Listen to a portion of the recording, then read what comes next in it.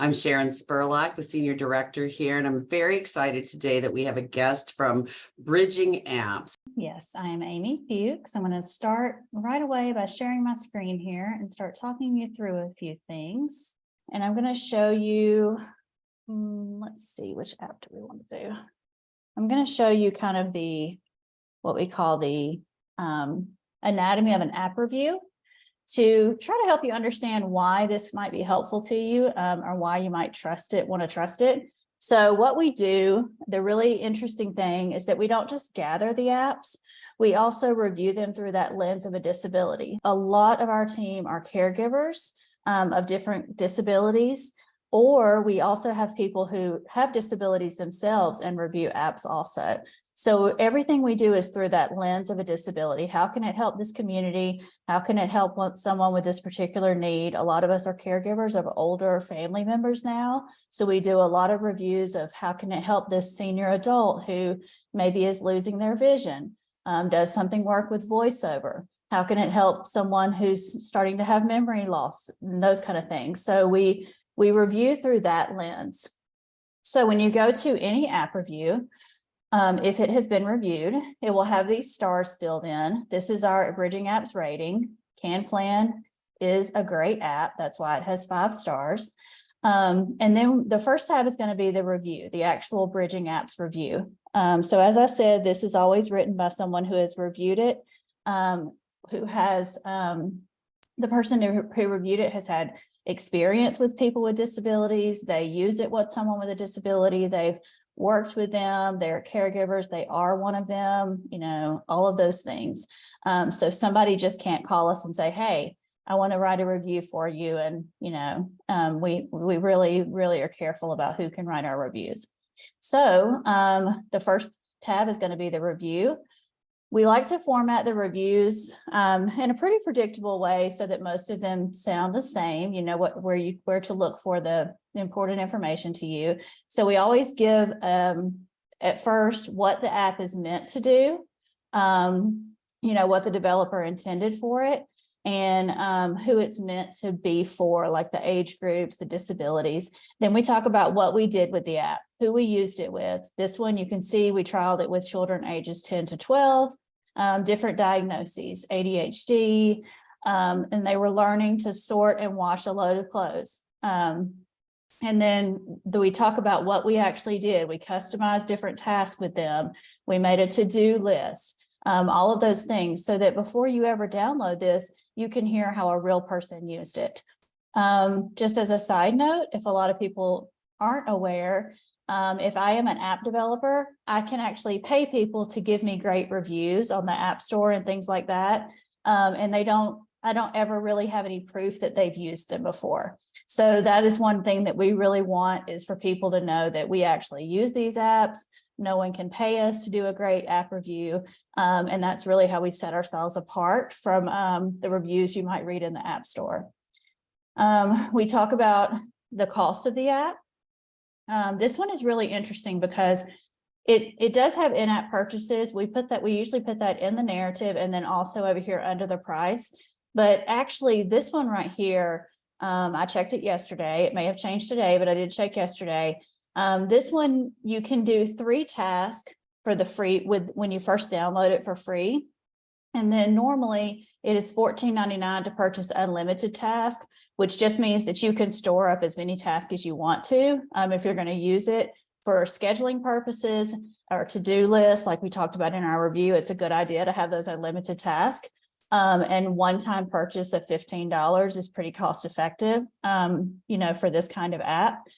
And then we always tell who the app is, who we think it will benefit from using it. So this one, of course, children, adults, seniors, all of those groups with any special needs. It's a great choice for teaching and scheduling.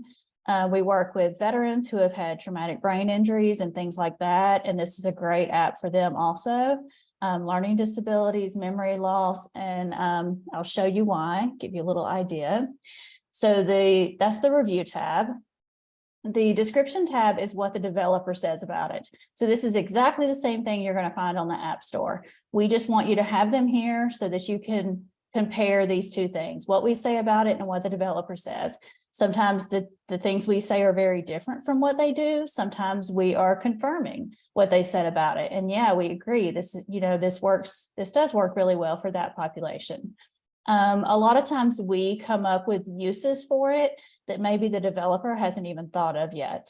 And I will be the first to say I have given some free advice to developers a few times, and then suddenly noticed that they have added that feature or added that as a benefit of their app and things like that. So, they do listen to what we have to say about it.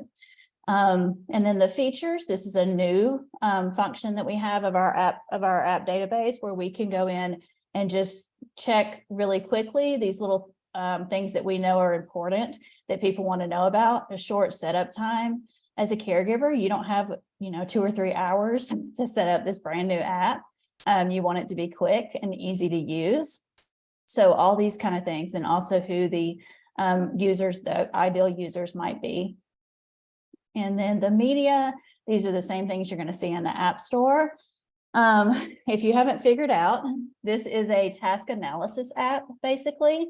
So what you can do here is you take a picture of each stage of the task, each step, and then you type in what that stage needs to be, what they're supposed to do in that stage. And this little button down here, once they press it, it will speak whatever you type in. So this is nice because some of these apps, they'll have you record your own voice, and this one does it just by what you type in there. So this is a task analysis that they created about washing clothes.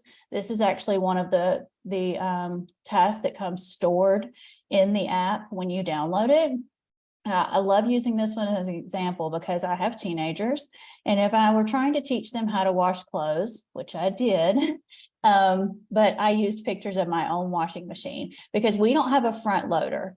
And so the minute I try to use this, of course, they're going to say that looks nothing like our machine. So I think this is a great example, because if you don't have this kind of washing machine, you're confusing your person right away.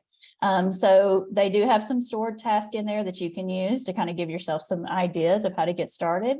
But I do recommend using your own pictures, and the app makes it really easy. Because when you start to create a task, you just click that you want to use your camera, you take a picture of what that item is, you add it to the task, you type in what you're going to do. The other thing that's going to be back here is that you can provide user feedback.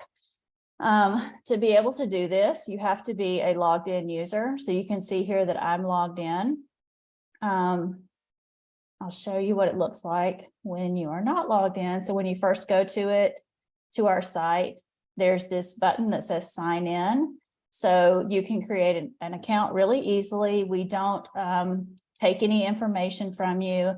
All we want is for you to put your email address and your password. We know the number of users we have, but we don't store any information. And then once you sign up, you can go back and rate that app. I'm going to go back to the same one because I also want to show you some other features of the app review. So again, you could do this, whatever number of stars you want to give it as a user. I'm not going to do that because I'm logged in as Bridging Apps. I don't want to throw those stars. I don't want to skew the results there. The other thing here is that, of course, there's this way to download the app. So when you click on that, it's going to take you directly to whatever store the app is available in. CannPlan is only available for Apple devices. It is for iPhone and iPad. So you can use it on either one of those, but this link will actually open the Apple Store where you can automatically download it. We don't track any of that information. It is just strictly for your convenience. The other things are the price, and we already talked about the in-app purchases. We are still going back, and we relaunched this new, the new coding, the new format about a year ago. So we are still going back and making sure that all of these are correct. But if they have in-app purchases, it should state it here. And if it is just free, it will just say 0 and there will be nothing here. So it will just say 0. And the next thing will be this part that is the developer's website.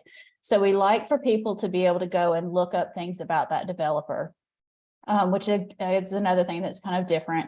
So you can go to the website and read about University of Victoria. They do a really great job keeping up their apps. And so we really like them. We also have the updated date here. The last time they updated it was May 31st, 2022. So about a year ago, almost a year ago. We try to educate people about this date to let them know that, you know, if you are an iPhone user, your phone has probably updated about, it seems like 30 times in the past 2 months, maybe. And so when that happens, every time that happens, it could affect how the app works with your phone. So what we usually tell people is that developers don't have to update their app every single time the operating system of the phone updates. However, they should be doing it pretty regularly. So saying they did it almost a year ago is not that bad. If you go to one and you're going to spend money on it and it says it hasn't been updated since maybe 2017, then maybe that's not one that you want to download and spend any money on. If it's free, it's not going to hurt you to download it. But just know that there may be some things that don't work correctly with your device because your device is updated so many times, you know, in the last 6 years and the app has not been updated. So just some little education there. We like to, you know, create smart consumers. The Can I official ask a app. quick Oh, question, Amy? yeah, of course, of course. So that update date, does that automatically populate from the app in the web store, or do you all have to stay on top of that? No, it does automatically populate. We are connected directly to the App Store. So Wow, that's so nice. even this description here, when they go in, when the developer goes in and updates the description, that will update also. So yes, that's a great Okay. question. I usually Yeah, mention people that, were but asking, how do you keep this site up to date? And being able to have a direct link is a real key piece, I guess. yes, it is. There are programs that will go in and pull that information on a regular basis. So, you know, every now and then you'll see where maybe it hasn't gone in and pulled the information, you know, it just within hours of something happening, you know. So most of the time when we check, it is staying regularly updated. I think we have it scheduled to pull like every night right That's now. amazing. So then we can control that, how often it checks it. I'm going to save some of the questions, but we did just have a question about the account. Can anybody from anywhere create an account on your site? This is universal, right? Yes, it is. Everyone, we're happy for everybody to use it everywhere. The thing is, if you are creating an account in another country, the app stores are going to be different. So like right now, I mean, the way we have it, it's all set up for the US App Store. So you would be using it as a tool to help you find things, but you wouldn't necessarily go to that app store. So you might have to, you know, not have that direct connection. You may just read about it and then you go search on your device in your app store. Can you just tell us a little bit about the process? How do you learn about new apps? How do you decide whether they are going to get reviewed? How long does it usually take from app introduction to a review to a posting? So what we do is we all are very diligent about looking for new technologies. We have all kinds of resources, you know, disability resources and all those things that we all follow. We get these newsletters. We just try very hard to stay up on technologies. Sometimes someone will call us and say, hey, I heard about this and I don't see that it's on your website, and we'll get a little information and we'll say, hey, we'll try it out. Typically what I tell developers when we first meet with them, because we do have some developers who contact us, we tell them right away, we don't take any money from them. Typically I tell them it takes us about 3 months from the minute we first add the app and we start using it. Obviously we don't want to do a really quick job with an app review, because if you want to test out every aspect of it, you have to take some time with that. And we actually try to break things when we review them, you know, because we don't want that to happen to our users. So we really, really test things out. 3 months may be a little bit, it may not always take that long, but what we do though is when we add something, when it does get reviewed, then we always share that on the blog, which will go into part of our newsletter. I know that we're going to have a link to the newsletter in there to sign up. But basically, if you sign up and create an account, what we're doing, what it does now is it will add you to that newsletter. And then when the newsletter comes, if you don't want it, you read it, give it a chance one time, and you don't want it, then you can unsubscribe. So it is a lot of really kind of organic learning about the apps and figuring out, you know, what's going to work.